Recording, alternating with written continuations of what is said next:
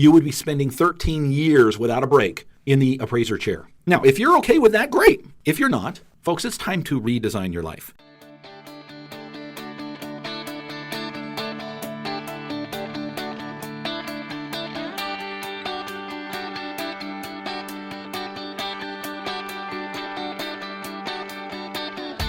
Originating from deep inside the Rocky Mountains, transported through the power of the internet, and arriving inside your tiny earbuds.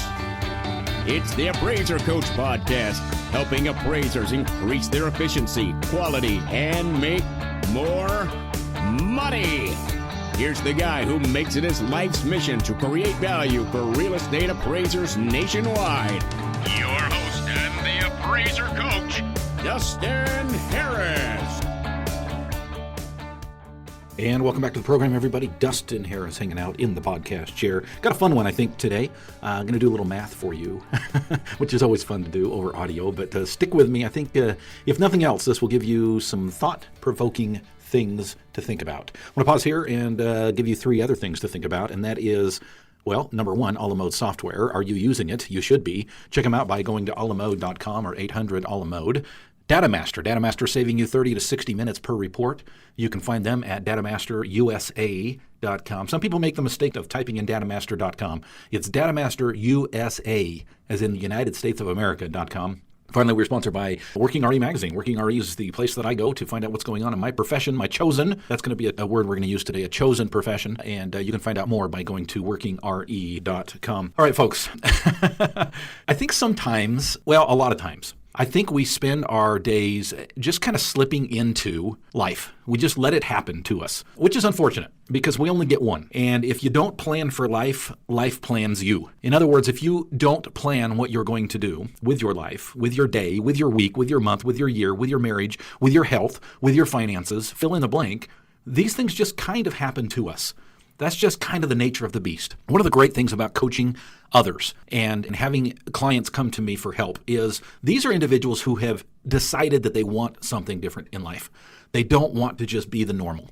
They don't want to just live inside this box. They don't want to just carry on whatever their mentor told them has to be the case.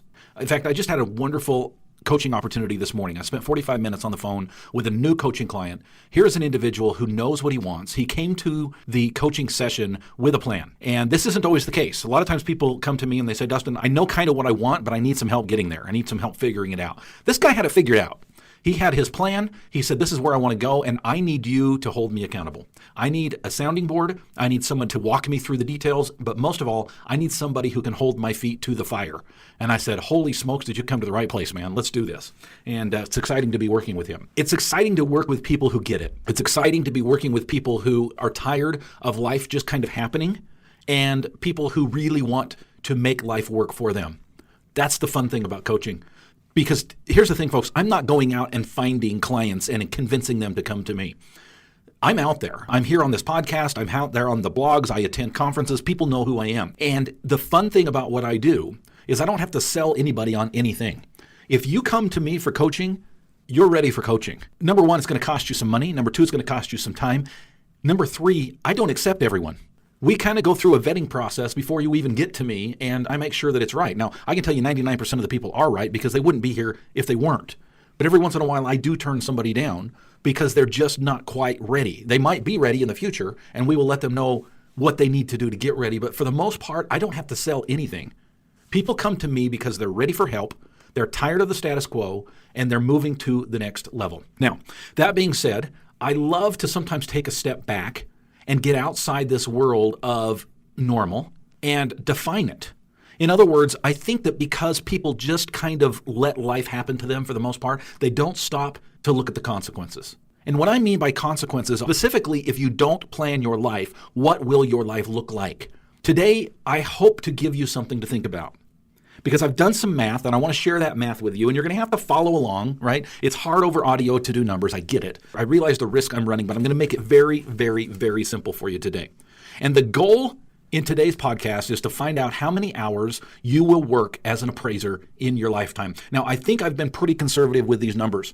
And again, the purpose of today is more or less to help you to grasp the big picture. I think that because we spend so much time in the trees, and I know that I get there too, I spend so much time down in the trees that I forget to rise above the forest, to get to the 5,000, 10,000, 30,000 foot level and look down and say, okay, Dustin, what is it that you're doing with your life? Today is one of those episodes where you have an opportunity to ask yourself, what is it that you are doing with your life?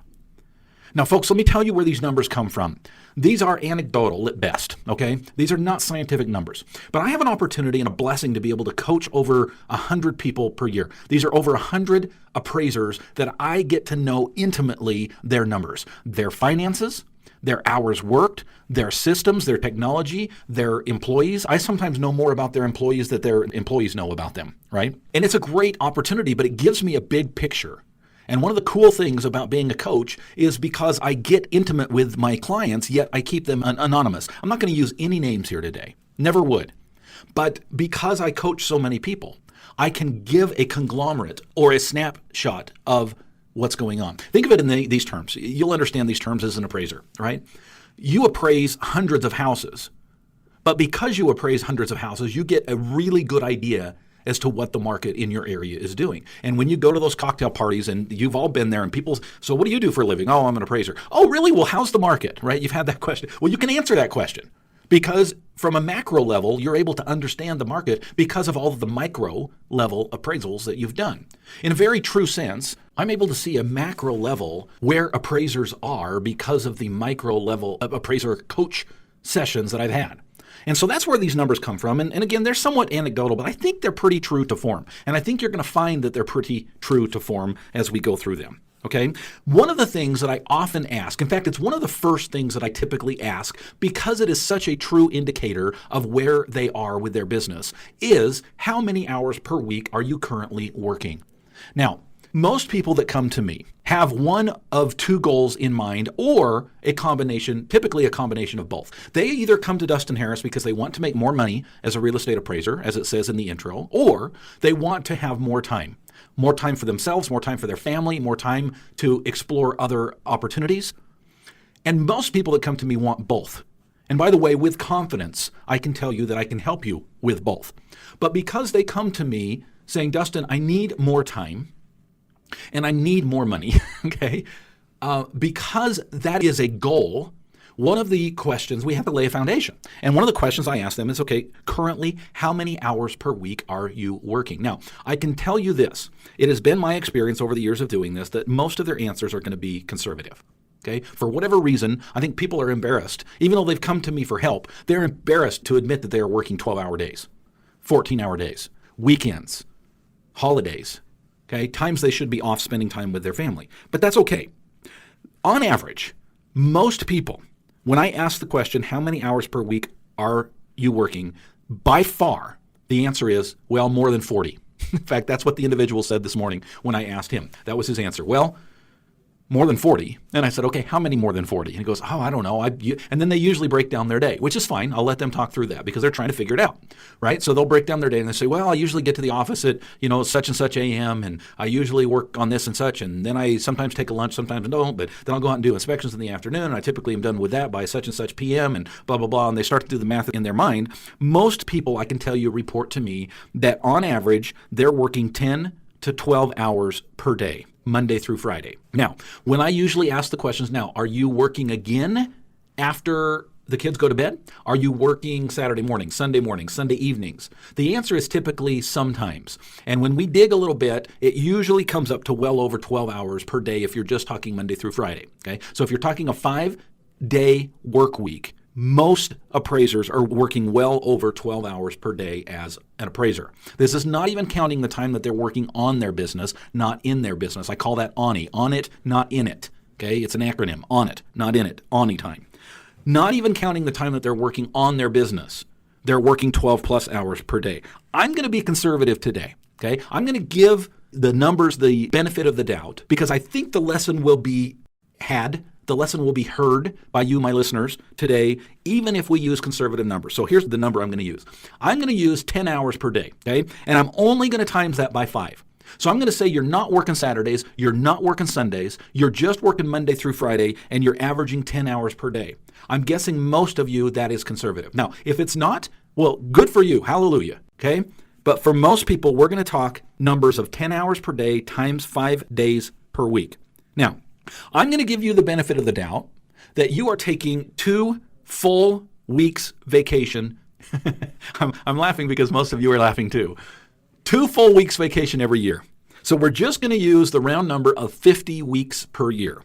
And just assuming that you're taking 2 weeks off somewhere. Maybe it's not 2 weeks, in a row. Maybe you take a few days here, a few days there. Maybe you take a week here, and then 6 months later you take another week. But I'm going to make the assumption that my listeners are taking 2-week vacation every year, which means you are working, let's do the math together, ready? 10 hours per day times 5 days per week. That's 50 hours per week times 50 weeks in the year. You ready for this? You are working, if you're doing the math, okay, you're working 2,500 hours per year, 2,500 hours per year, okay? We're going to break that down even further. Now, this next part is going to vary depending on when you got into the business, depending on how long you stay in the business. I get that, okay? So you're just going to have to do the math on your own. But most appraisers, I believe, are going to work far into their quote-unquote retirement, whatever that means, years, right? So let's just round it off at 30 years. Let's say you work for 30 years as an appraiser, okay? So let's do the math. 30 years, if you're talking 2,500 hours, these are hours that you're actually either in front of a computer, in a car, walking around a house with a laser measure. These are hours that you're actually spending working as a technician in your appraisal world, okay, as an appraiser. If you work 30 years as an appraiser, using those, which I believe are conservative numbers, you are going to, over your lifetime, work, you ready for this, 75,000 hours as an appraiser, 75,000 hours as an appraiser. Now, if you say let's say we sleep for 8 hours a day, right? Let's say that 16 hours per day is our working day, okay? Or rather, our awake day, okay? So we're not going to count the time that you should be sleeping. I know a lot of you get a lot less sleep than 8 hours a day, but again, we're trying to keep this conservative. So let's say that you're awake for 16 hours per day every day. This means that you are going to work a total of 4,688 days, okay, waking days, times you should be awake in your lifetime. In other words, you ready for this? Here's the number I want you to remember. Of the 30 years that you're going to be working as an appraiser, 13, nearly half of that is spent at work. 13 years of your life spent in front of the computer or in the car or measuring houses. I want to pause here and remind you about great technology that allows you to do those things quicker, easier, faster, more efficient. Let's start with Total, folks. Total allows you to be able to do more. When you are out on the inspection, folks, it will allow you to gather your photos, your details, and your sketch, place all of those rooms, and upload it directly into the cloud. You do not have to what I call double inspect. In other words, you don't have to go back with your chicken scratches and now try to decipher and put it back into the computer. You can do it on site, know that it's right the first time, and only do it once. Check them out. Go to alamode.com or call them at 800-ALAMODE. We are sponsored by DataMaster. DataMaster, saving appraisers time and energy. That's what we're talking about today, folks. Do you want to cut down the amount of time that you're spending at work? Try DataMaster. It'll save you 45 minutes per report. Do the math on that. 45 minutes per report. It's datamasterusa.com. Again, it's datamasterusa.com. Finally, we're sponsored by Working RE Magazine. Working RE is the magazine that I use to find out more about the appraisal world that I choose to be a part of. You can find out more and get on their free blog by going to workingre.com. Again, it's Working RE, as in workingrealestate.com.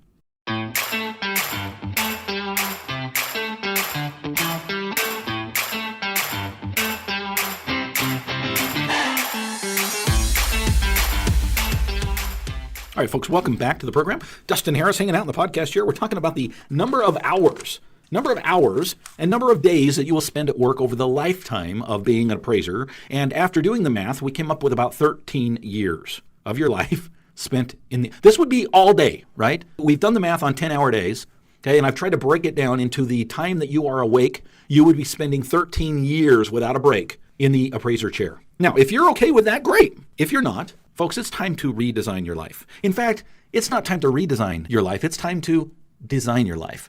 Let's begin there. Have you taken the time to write out your vision story? Have you taken the time to plan your life? As we started today, I told you that most people, and I think this is true regardless of the profession that you might be in, regardless of your life circumstance, most people I would say, dare say, and I think the stats will back me up, 98% of the world's population kind of just lets life happen to them. Many of you are in this profession because you let it happen to you, and that's okay. At some point, you decided to stay. Now it's time to decide what that looks like. Now, for those of you who are nearing retirement, maybe this episode doesn't mean much to you. Maybe you've got a few more years that you want to last. Okay, that's fine. No problem. For those of you who have 5 or more years left in this profession, do you want to spend it doing what you have always done? Or is it time to redesign your life? Is it time to design your life? Is it time to write your life story? Is it time to make a plan? Is it time to follow through with that plan? Is it time to get an accountability partner to help hold your feet to the fire so that you don't slip into this? It's so easy to do, folks. We're human. We're human, and because status quo is so easy, it's bred into us, right? It is evolution, folks. We like status quo. We like the box. We like what everybody else has done, even though we really don't. Is it time to get outside the box? 13 years of your life will be spent in front of a computer, in a car, or measuring a house. Maybe that's okay with you. Maybe it's time to redesign your life. Thank you for joining me today, folks. We will catch you next time. You've been listening to the Appraiser Coach podcast with Dustin Harris. If you like what you hear, please give us a 5-star rating and post a short review on iTunes. For more in-depth insider information on how you can make more money as a real estate appraiser, visit theappraisercoach.com and sign up for the All-Star team today. Thanks for joining us. And now, get out there and create some value.